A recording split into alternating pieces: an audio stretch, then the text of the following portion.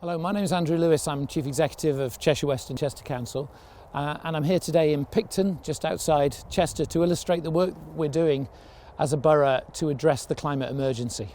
You can see just behind me the Ellesmere Port industrial area, which contributes to this borough having some of the highest carbon footprints anywhere in the country. And that's one of the reasons why we've taken the climate agenda so seriously.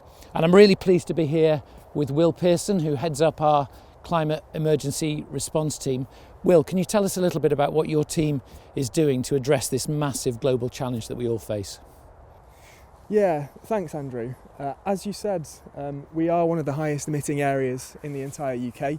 We emit about 3.8 million tonnes of carbon dioxide per year, and that makes us the fifth highest emitting out of 391 local authorities in the UK.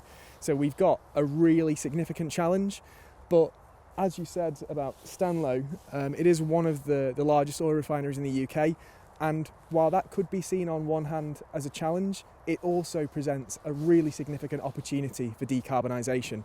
So in just 4 years' time, we're going to have 2 hydrogen production plants on the site, which are going to decarbonise it by between 80 to 90%. And that is a really, truly world-leading and a hugely exciting development for the area. And that is just one part of our climate emergency response plan for the council as a whole. So that is something that covers all of our emissions and how we're going to become a net zero borough by 2045. And it covers areas like housing, transport, land use, waste and recycling, and many more. And I think one of the most critical and important elements for this, for me, is how we link together the council's emergencies. So we've not only declared a climate emergency, but we've also declared a poverty emergency as well. And so it's really important for me that as part of this transition to net zero, we achieve it in a just way. So we've seen recently that there've been massively increasing energy prices. So a question for us is, how do we enable people to switch to renewable energy in a way that protects them and tackles fuel poverty?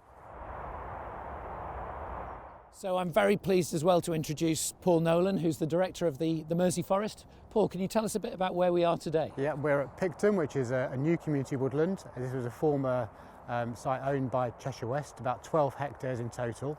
And last year, Total Environment developed this scheme as a new woodland to lock up carbon, but also to benefit biodiversity as well. So we have half the site planted with about 12,000 trees, and the other half devoted to biodiversity. So it's a wildflower meadow with ponds.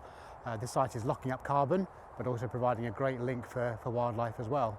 And this is also a great example of what you've been doing right across Cheshire and Merseyside for some 30 years now. For 30 years, we've planted about 9 million trees in total, and this is the latest site that we've developed with Cheshire West, and we're hoping that going to be lots more in the borough as well, helping to deliver the climate emergency action plan, locking up carbon and helping to meet net zero.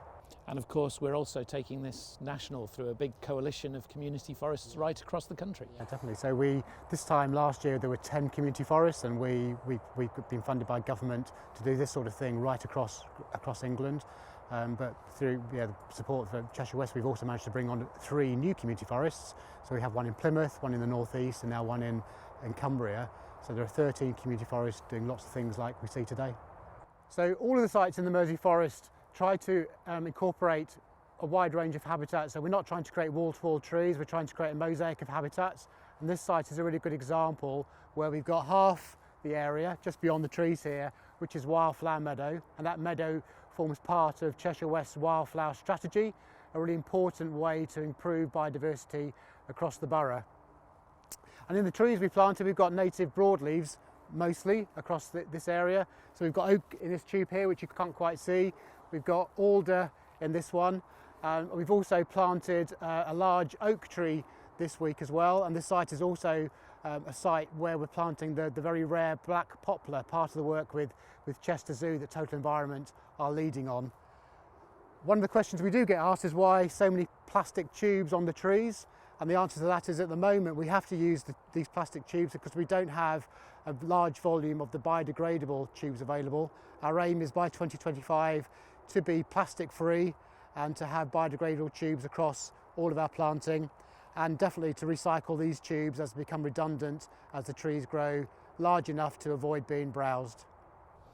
So I hope this short video has really begun to illustrate the huge response that this borough is making to the climate emergency. It's something where every individual, every team across the council has a part to play. Thank you for the work you're doing to make a difference to this really important global challenge.